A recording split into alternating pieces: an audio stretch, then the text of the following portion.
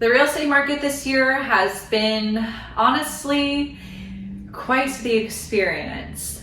If you're in the market right now, I know you know what I'm talking about. But honestly, the market has put me and so many people at a loss of words this year. It's been so unbelievably competitive, and too many buyers, not enough homes. And homes that are priced strategically are selling in multiple offers in a matter of days and significantly over asking. And when I say significant, I mean, let's emphasize that word.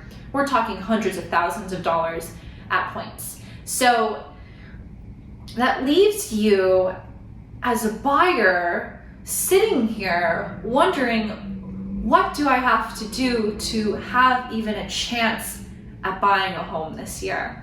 And so today, especially since I work in this market day in and day out, and I represent so many different clients and so many different markets here in LA, there's strategies that you as a buyer may not know about. And so today we're going to tackle everything that you can do to position yourself and actually have a fighting chance at moving into a brand new home this year and to call it yours.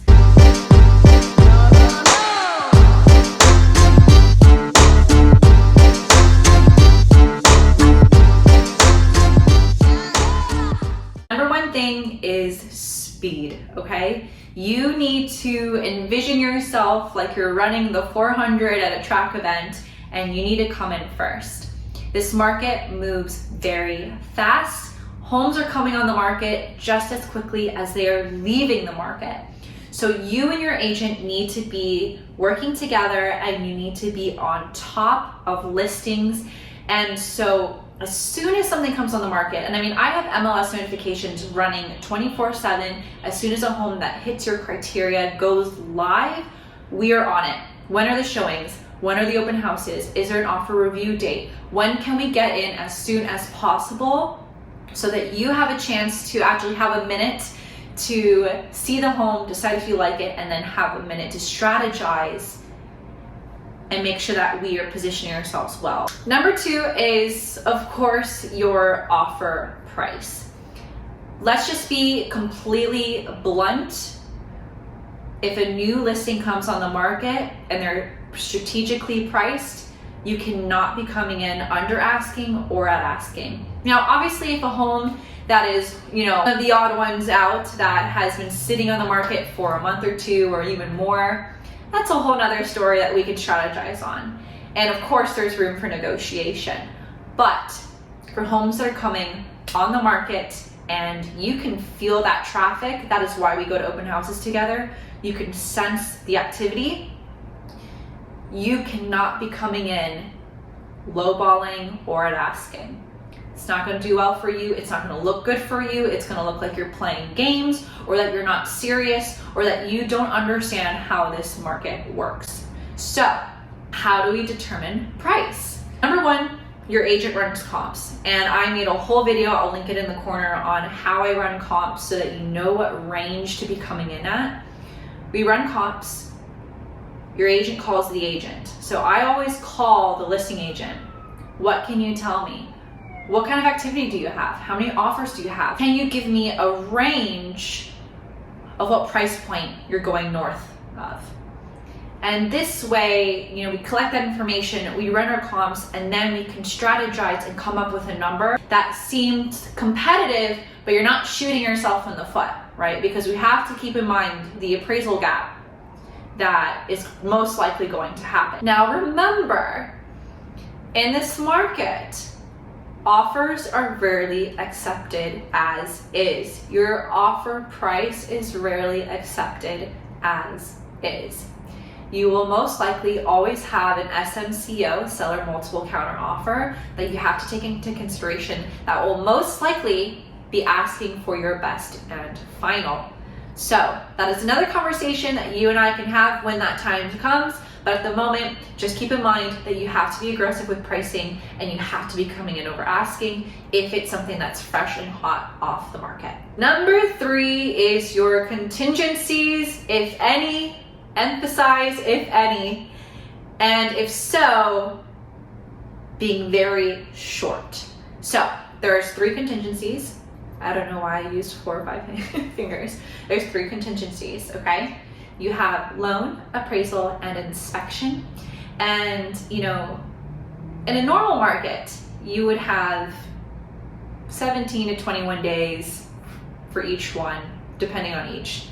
In this market, it is very common for inspections to be between 0 to 7, but I always try for my clients to make sure we have an inspection contingency. It's important to do your due diligence. It's important to know if there's any issues with the house that are not being disclosed or unaware of by the seller. Appraisal, if you want a fighting chance, you gotta knock it out the window, okay? Appraisal contingencies are a big no-no right now in this market, and you know, the listing agent is going to be expecting you to knock that off your offer. It's a protective buffer for you, but it's great for the seller when you don't have it. Nowadays, every buyer that is successful is knocking that contingency out of their offer. They are saying that I have the funds and I am willing to bridge any gap, if applicable, to make this deal happen. It screams that you are a serious buyer and you want the home, and you're essentially going to do whatever it takes to lock it in. Lastly is your loan contingency. This one is a tough one because obviously you don't want to put yourself in a position where you remove your loan contingency if you are not absolutely confident that your loan is going to approve. Because if your loan fails to approve during the underwriting process, you're accountable and you would have to come in all cash to close the deal. So if you need to keep your loan contingency, especially if you have financing, this is what you do. Number 1, you go through Upfront underwriting, find a lender that provides that for you, get conditional loan approval up front. So this is essentially you mimicking a live transaction. This is mimicking the fact that you're in escrow, you already went through the process, and you have loan approval, but you only need to check off a few things off of that list to finally run it through and fund. You taking that step is going to put you in an amazing position. This is going to bring you all the way to the top because this tells the agent and their client that you are qualified, you're a strong buyer, you have extremely low chances of falling out of escrow due to any faulty financing. So if you can't do it all cash or you can't remove your loan contingency, go through upfront underwriting.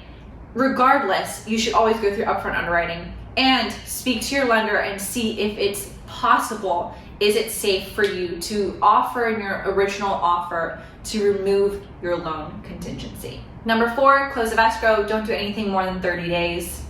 Preferably if you can do quicker, do it. And if the seller needs a certain time frame for whatever reason, they'll disclose that and you can, appeal to that request.